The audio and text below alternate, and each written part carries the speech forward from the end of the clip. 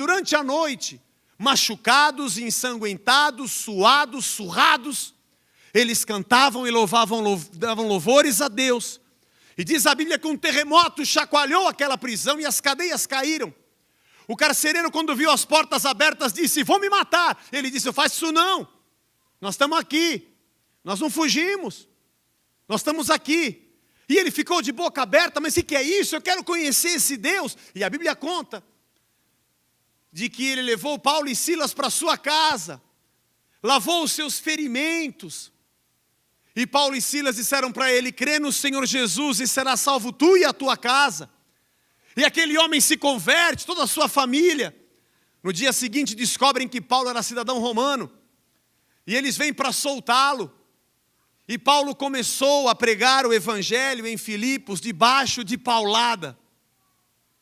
Ele pregou o evangelho ali sob perseguição, sob chicotadas, enfrentando espíritos malignos, tirando a adivinhação daquela mulher, enfrentando a legislação da época, sendo perseguido por ser um pregador de Cristo, apanhando, sofrendo, sendo preso. E ele escreve depois a uma igreja que está na cidade, que já não é mais Lídia, a vendedora de púrpuras, ou apenas um carcereiro, mas um grupo de pessoas a quem ele escreve e diga: continuem firmes, e amem a Deus e sejam fiéis a Ele, para que no fim da minha vida, eu me lembre de vocês e pense: valeu a pena, cada chicotada, cada paulada, cada perseguição, porque eu tenho irmãos em Filipos que amam a Deus. Aliás, no capítulo 4 deste mesmo livro, Filipenses, Paulo agradece, porque não uma e nem duas vezes, a igreja dos filipenses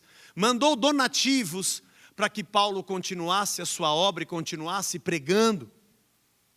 E ele tem uma relação de amor com esses irmãos, porque ele sofreu por eles, viu nascer aquele grupo e foi depois sustentado por eles.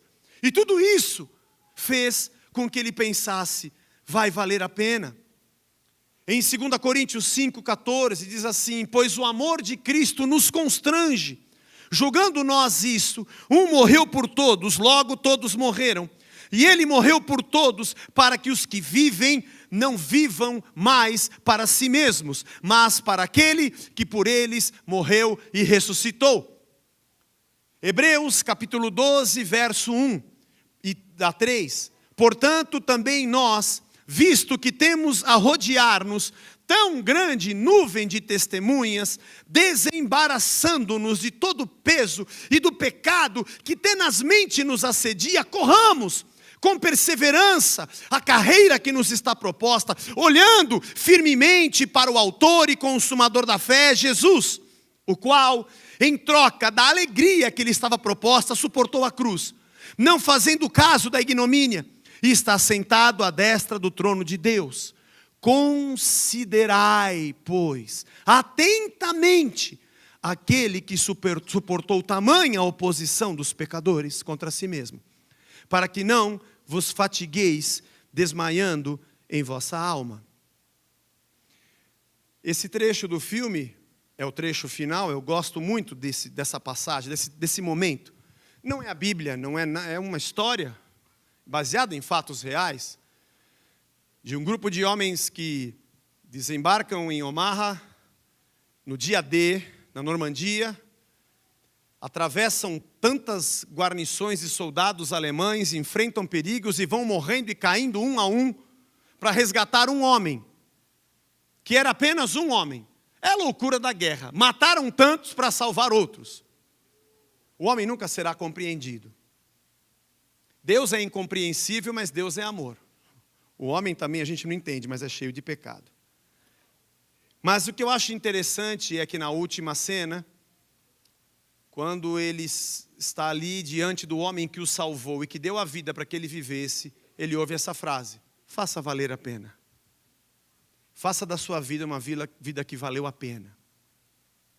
Ele diz, earn this. Em inglês significa mereça o que nós estamos fazendo por você. Na verdade, a gente é apenas uma história, é um filme, mas a gente não sabe como viveu esse homem. Mas eu achei que a angústia dele no final do filme dizendo: eu fiz de tudo para honrar o que vocês fizeram por mim. Eu fiz de tudo para ser uma pessoa correta e justa por aquilo que foi feito por mim. E é interessante que nós entendemos, quando lemos esses textos, que o amor de Cristo nos constrange, diz Paulo, a ele, apóstolo, pregador. E a palavra constrange aqui é constrange mesmo. Mexe comigo por dentro. E eu não consigo deixar de socorrer, de pregar, de ensinar. Eu não consigo deixar isso para trás.